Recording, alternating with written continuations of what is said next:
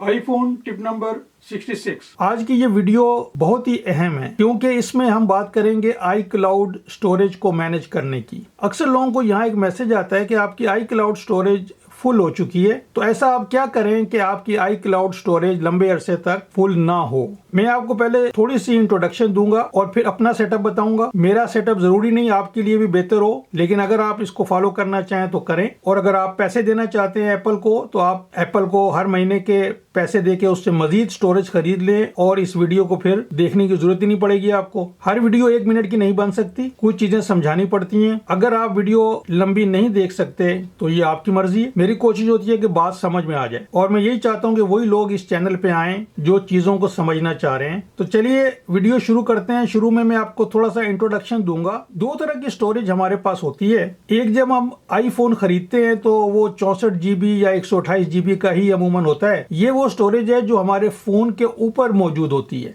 और एक होती है आई क्लाउड स्टोरेज जो एप्पल के ऑनलाइन सिस्टम में होती है। जो ऑनलाइन स्टोरेज है एप्पल की, उसमें से वो हमें 5 GB की फ्री स्पेस देता है, जो कि बहुत ही कम होती है, इसलिए ये फुल हो जाती है। इसको फुल होने में कुछ टाइम लगता है, डिपेंड करता है आप कितना इस्तेमाल कर रहे हैं। और इसका हल भी आसान है। आप अपने फोटोज को देखें, जो नहीं आप फोटोज चाह रहे हैं उनको डिलीट कर दें। फाइलों को देखें, जो नहीं चाह रहे हैं उनको डिलीट कर दें। तो ये मैनेज करना अक्सर लोगों को पता होता है। प्रॉब्लम यहाँ आती है कि इसके बारे में लोग नहीं जानते ज्यादा, इसका क्या हल करें। और ये इसलिए जल्दी फुल हो रही होती है कि यहाँ ये काम हो रहे होते हैं। फोन का बैकअप हो रहा होता है। आप लोगों में से बहुत सौ के फोन में 2-3 बैकअप्स पड़े हुए होंगे। फोटोज हम सिंक्रोनाइज करके बैठे होते हैं इसके साथ, तो जो भी हम फोटो लेते हैं वो क्लाउड में जा रहा होता है, जो वीडियो लेते हैं क्लाउड में जा रही होती है। पता ही नहीं है कैसे कंट्रोल करना है। इसी तरह सारी एप्स हमने सिंक्रोनाइज की हुई होती हैं आई क्लाउड के साथ, और ऐप हम इंस्टॉल किए जा रहे होते हैं। सारी की सारी अपना डेटा आई क्लाउड में डाल रही होती हैं। कुछ पता ही नहीं है, आईफोन खरीद चुके हैं, इस्तेमाल करना नहीं आता। 2 हफ्ते के बाद ही मैसेज आ जाता है कि जी आई क्लाउड स्टोरेज फुल हो गई। अच्छा, ये 3 बड़े मुजरिम हैं आपकी स्टोरेज को फुल करने के। नंबर 1, बैकअप्स, जिसमें फोन का बैकअप या बैकअप्स और ऐप के बैकअप्स। दूसरा बड़ा मुजरिम है फोटोज और वीडियोस। और तीसरा बड़ा मुजरिम है अगर कोई आई क्लाउड की ईमेल इस्तेमाल कर रहा है और उसमें अटैचमेंट्स वगैरह आती रहती हैं। मैसेजेस इतनी जगह नहीं खाते, ईमेल और अटैचमेंट्स। तो इन मुजरिमों का क्या हल करना है? अब सबसे पहले मैं अपना सेटअप आपको यहीं बता रहा हूँ इसी स्क्रीन पे, फिर मैं आपको सेटिंग्स दिखाऊंगा। तो मेरा हल ये है कि फोटोज एंड वीडियोस के लिए मैं ये छोटी सी डिवाइस इस्तेमाल करता हूँ, सैमसंग SSD T7। बहुत ही फास्ट स्टोरेज डिवाइस है ये, SSD है ये। तो ये कल्प्रिट नंबर 2 के लिए मैं यहाँ स्टोर करता हूँ फोटोज एंड वीडियोज, और इसको आई क्लाउड से ऑफ कर देता हूँ, इसकी सिंक्रोनाइजेशन अभी दिखाऊंगा आपको। तीसरे कल्प्रिट का ये हाल है कि मैं आई क्लाउड की मेल ही इस्तेमाल नहीं करता, बल्कि मैं जीमेल इस्तेमाल करता हूँ, जीमेल ऐप के जरिए। तो ये भी मसला हल हो गया। बैकअप्स के लिए मेरा सोल्यूशन ये है, आईफोन का बैकअप्स अपने लैपटॉप पे, और मेरे पास मैक भी नहीं है, विंडोज का लैपटॉप है, iTunes के जरिए आप बैकअप कर सकते हैं। और एप्स के बैकअप का अभी मैं आपको दिखाऊंगा कि सिवाय व्हाट्सएप के किसी ऐप को मैंने सिंक्रोनाइज नहीं किया हुआ आई क्लाउड से। तो ये हो गया मेरा हल। और इसका एक लिंक मैं अपने इन्फ्लुएंसर पेज, जो मेरी बायो में लिंक है, उसमें मैं इस डिवाइस का एक लिंक लगा दूंगा अगर आप चेक करना चाहें। अब आते हैं कि सेटिंग्स कैसे करें इन सब चीजों की। अब हम सेटिंग्स पे क्लिक करेंगे और सबसे पहले हम अपने नाम के ऊपर यहाँ क्लिक करेंगे और फिर आई क्लाउड पे क्लिक करेंगे। ये जो 5 GB लिखा हुआ है, सबसे पहले हमने ये देखना है कि हमारा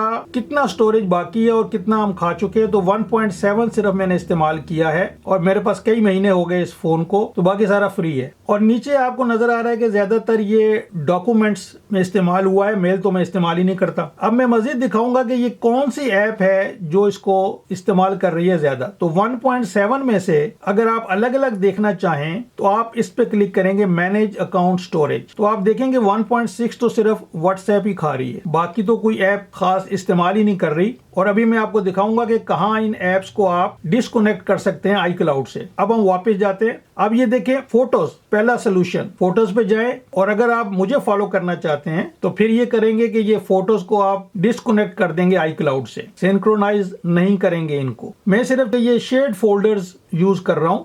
अगर थोड़े से फोटोज किसी से शेयर करने हो तो एक फोल्डर में डाल के उससे शेयर कर दें आप। मैं एक और टिप में ये समझा चुका हूँ। आई क्लाउड ड्राइव में मैंने इसको फोन से सिंक्रोनाइज रखा हुआ है ताकि मेरा फोन आई क्लाउड के साथ सिंक्रोनाइज रहे, लेकिन जब मैं कोई ऐप ही नहीं रखूंगा तो जाहिर सी बात है कि वो इतना डेटा इस्तेमाल नहीं करेगा। मेल मेरी ऑफ है, आई क्लाउड का बैकअप मैंने ऑफ रखा हुआ है। सवाल ये है कि हम कहाँ जाके तमाम एप्स को डिस्कनेक्ट कर दें आई क्लाउड से, तो वो यहाँ आएगा, शो ऑल में जाएं आप और ये आप देखें कि मैंने ज्यादातर ऐप्स जो हैं वो डिस्कनेक्ट की हुई हैं। Zoom, team, slides, Google Drive, docs सब मेरी डिस्कनेक्टेड है। सिवाय ये थोड़ी बहुत हैं, ये मुझे वीडियो बनाने में काम आती है, और ये 2-4 ऐप्स हैं, कॉन्टैक्ट्स, कैलेंडर्स, रिमाइंडर्स वगैरह। तो बाकी सारी ऐप्स जो हैं वो डिस्कनेक्टेड है यहाँ पर, सिवाय व्हाट्सएप के। तो यहाँ से वो ऐप्स जो आप ज्यादा इस्तेमाल नहीं करते उनको आप ऑफ कर दें, स्टोरेज बच जाएगी। तो ये तो था सेटअप स्टोरेज बचाने का, नीट एंड क्लीन काम। लेकिन आप लोगों ने चूंकि ये नहीं किया, तो अब आप जब इस बैकअप्स में जाएंगे तो यहाँ हो सकता है 3 बैकअप्स पड़े हों, तो आखिरी वाले को छोड़ के पुराने डिलीट कर दें उनको, लेकिन गौर करने के बाद। इसी तरह जब आप यहाँ जाएंगे तो यहाँ बहुत सा डेटा आपको नजर आएगा। अब उस ऐप के अंदर जाएं और देखेंगे वो डेटा आपके काम का है भी या नहीं है तो उसको डिलीट कर दें, तो ये स्टोरेज यहाँ से क्लियर हो जाएगी। iCloud ड्राइव में आप जाएंगे, मैनेज स्टोरेज करेंगे, तो यहाँ आपको बहुत से डॉक्यूमेंट्स ऐसे नजर आएंगे जो मेरे तो हैं ही नहीं,